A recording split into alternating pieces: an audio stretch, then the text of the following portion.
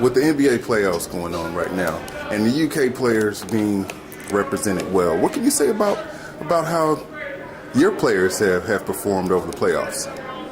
Our kids have done well. You know what's amazing with our kids? So many of them were drafted so high, number 1 pick, number 2 pick, number 6 pick. They all were drafted by bad teams. And so most of them have had to try to build an NBA team and have done so admirably in trying to do it, because it takes more than just how you're playing. It takes how you lead, how you serve, the kind of temperament you have, because when you're on teams that are going to struggle, it's hard. It's hard to bring people together. So I'm proud of our guys and what they've been able to do. What about bringing an NBA team to Kentucky? What are some of your thoughts on that? I've always said I think it would be good for the city. It'd be good for our state.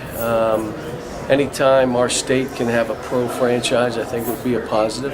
But I mean, I think that involves the government here, the state government, involves the city leaders of Louisville.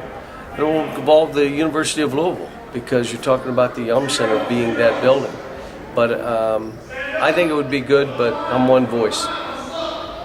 With the a lot of new guys on this team, how are they looking so far this year? What are you expecting out of them? I saw them yesterday for the first day. So, not yesterday, this morning for the first day. So it's going to be fun. You know, the summer is trying to get together. We have some guys that are a little bit injured.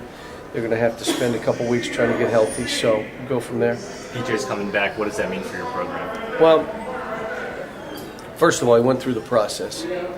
The way you're supposed to go through the process, from playing in the combine to working out for teams to getting information that you want. We had 5 guys leave, went through that same process. 3 knew they were leaving, 2 made that decision late, and PJ made the decision to come back because it was in his best interest. All 5 guys. I had dinner with 3 of them in Chicago. But that's about all. I mean, I haven't spent time to try to influence a young man to come or to leave. I mean, that's up to them, and then we'll deal with however it plays out. And with Nick Richards' development, how's he looking so far? We'll see this summer. I mean, he got better as the year went on, except that it got tougher and tougher and tougher. But I think he's ready, prepared for a breakthrough, and I'm looking forward to seeing him. No college situation easier than the NBA situation.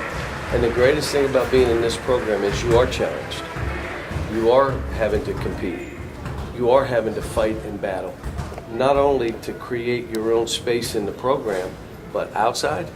Every game is a war, which is why in March we play our best, because we just go through a gauntlet where other teams may not go through the same gauntlet that we go through. So kids returning want this. That's why they return. You know, like I'm not afraid of anybody. Let's go. Bring in who you want. I'm ready. I'm more prepared. I've been here. So those are the kind of kids that do this and come back and have success. How good could the SEC be next year? Some key pieces coming back. And will that ever alter your out-of-conference scheduling based on how good the conference is?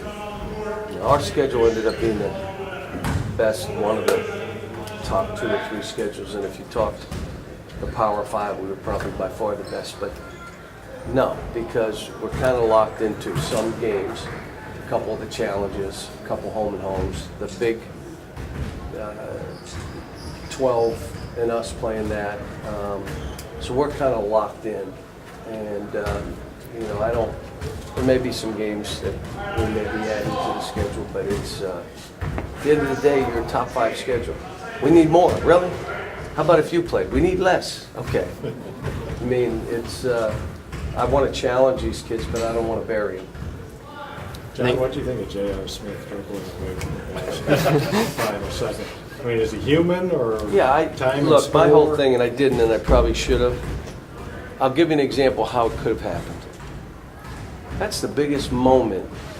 And the other guy's shooting, and he makes one, and your mind says, if he makes this one, we're up 1, we're winning this. Oh my gosh, we're going to win in Golden State. He makes this, we're up 1, and he misses, and your mind races, and you grab the ball, and you're still thinking you're up 1. I mean, I could see But my thing is, they need him to win.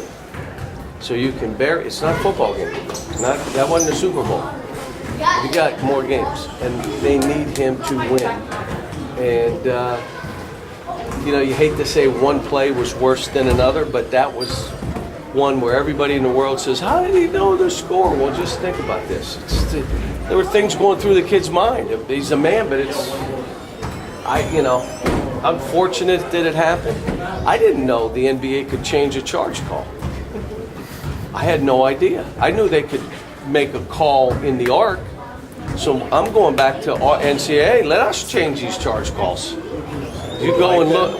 Yeah, I mean, if you can go back and look on tape and it's, quote, obvious that he moved, I'm good with it because you get the right call.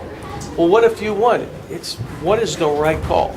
So if you go back to the monitor, only because the guy stepped out, that's why they went. But as they go back to the monitor, then you can change the call, which I was like, what? I'm all for it. I'll vote for that.